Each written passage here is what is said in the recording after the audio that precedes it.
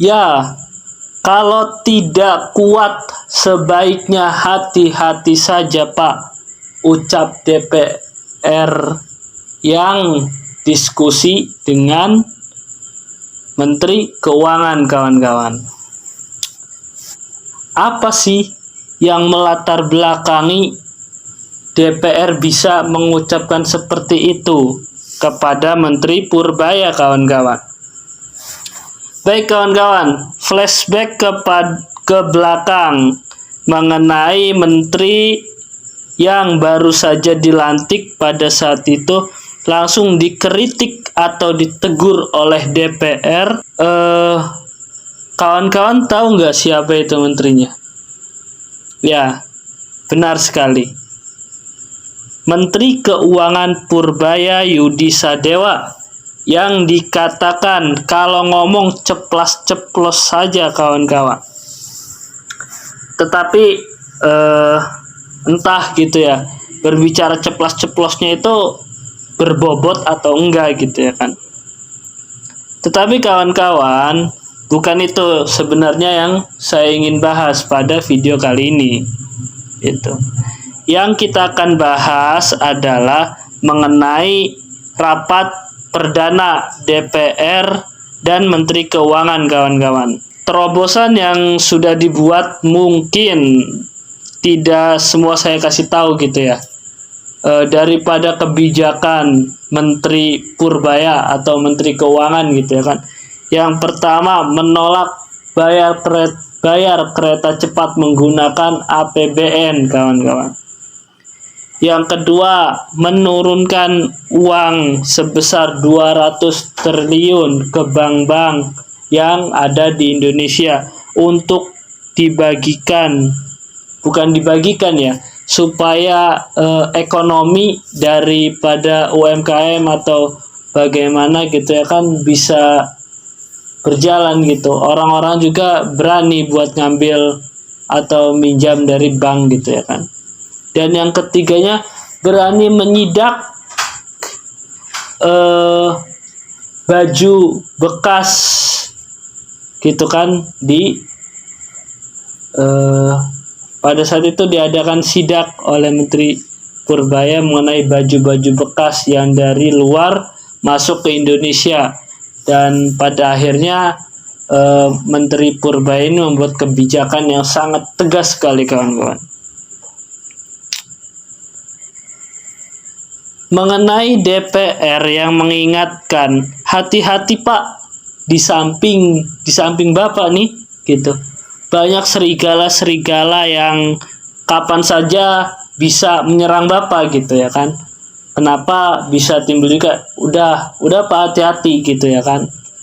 Nah, dan juga si DPR ini, perwakilan DPR tersebut mengucapkan Bapak ini posisinya ada di hutan yang memang sangat inilah apa namanya lebat, atau ya di situ tuh sangat inilah mencekam gitu ya kan. Bapak harus hati-hati gitu. Mungkin video atau berita ini sudah banyak tersebar juga, maka dari itu saya juga buatkan videonya gitu supaya kita sama-sama mengetahui. Kita coba simak videonya kawan-kawan sekarang.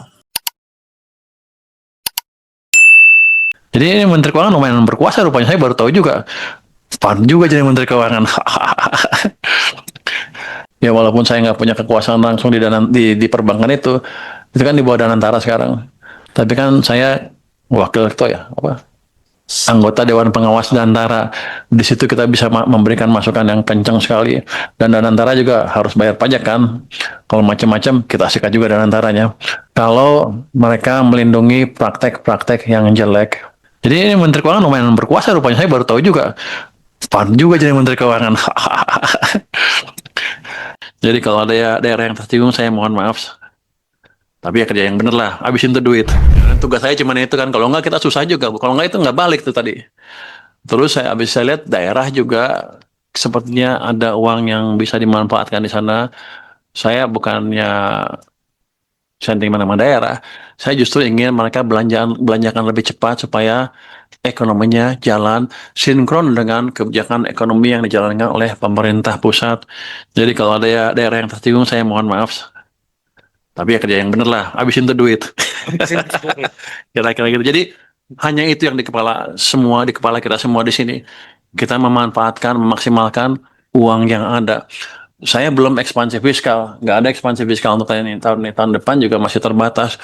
Saya nggak akan belum tidak berencana sampai saat sekarang untuk menaikkan rasio defisit ke PDB di atas 3%. Kita tetap menjalankan kebijakan yang prudent. Yang kami lakukan adalah memastikan dana-dana yang ada dipakai secara optimal. Oke, kami juga memberi bantuan tambahan untuk mendorong ekonomi lebih cepat.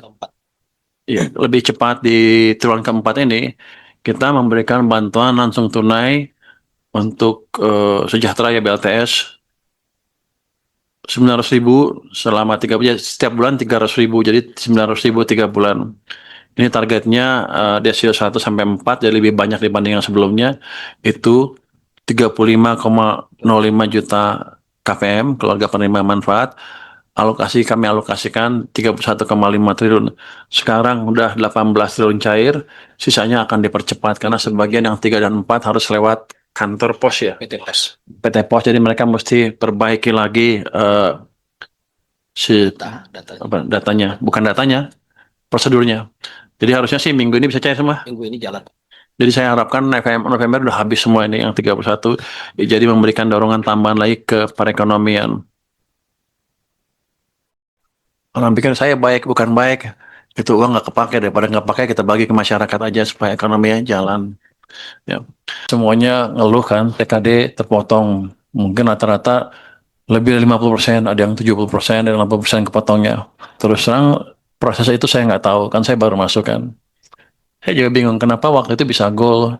Waktu itu bapak-bapak sama ibu-ibu apa nggak komunikasi dengan orang-orang DPR yang mewakili daerah, bapak-bapak ibu-ibu. Tapi kelihatannya nggak haram kan komunikasi mereka? Boleh kan? Saya nggak tahu. Kalau itu boleh kan ngomong angkatannya. Oke, ya kan kalau nggak setiap komisi minimal 33. Ya, seperti itu. Cuman kalau saya pikir ya, itu daripada bapak-bapak ibu ngomong ke saya, panggil aja DPR diskusi dengan bapak-bapak ibu. Seperti apa ininya, supaya kedepannya lebih rapi. Ini serius, Pak. Kami ini lembaga politik. Bapak lembaga teknis. Lembaga politik ini hanya berbicara tentang kebijakan-kebijakan secara global. Kami tidak terlalu paham tentang persoalan-persoalan teknis yang ada di rumah tangga Bapak di Kementerian Keuangan.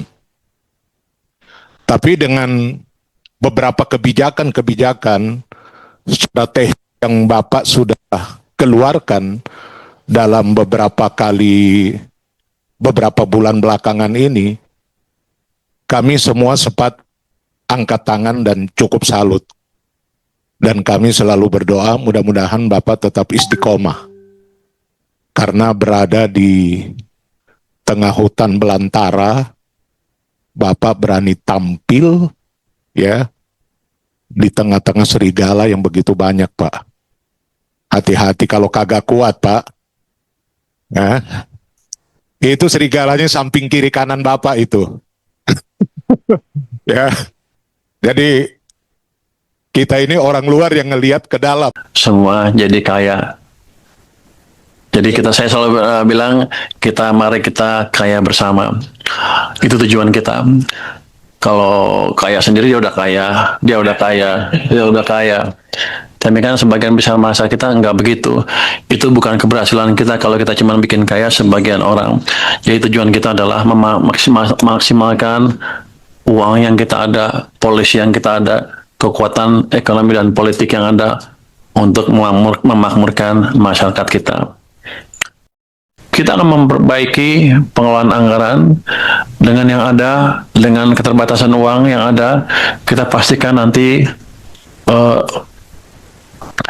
belanjanya optimal di pusat, di daerah, di kementerian juga, supaya setiap sen yang kita belanjakan atau setiap sen yang kita utang sama aja itu memberi manfaat yang maksimal ke perekonomian dan ke masyarakat kita. Dari video yang kita tonton, bagaimana sih tanggapan kawan-kawan mengenai video ini gitu ya kan? Coba kawan-kawan kasih penilaian kasih penilaian untuk Menteri Purbaya ini selama bertugas ini, seberapa pro kebijakannya kepada rakyat dan bagaimana sih menurut kawan-kawan nih gitu tuh. Bagaimana untuk bisa Menteri Purbaya ini konsisten dengan apa yang dia sedang perjuangkan gitu ya. Gitu. Coba bantu komentar ya di kolom gitu. Nah, baik, seperti itu sajalah kawan-kawan videonya untuk kali ini. Dukung terus akun ini untuk berkembang dan juga mohon maaf, sampai jumpa kembali. Wassalam.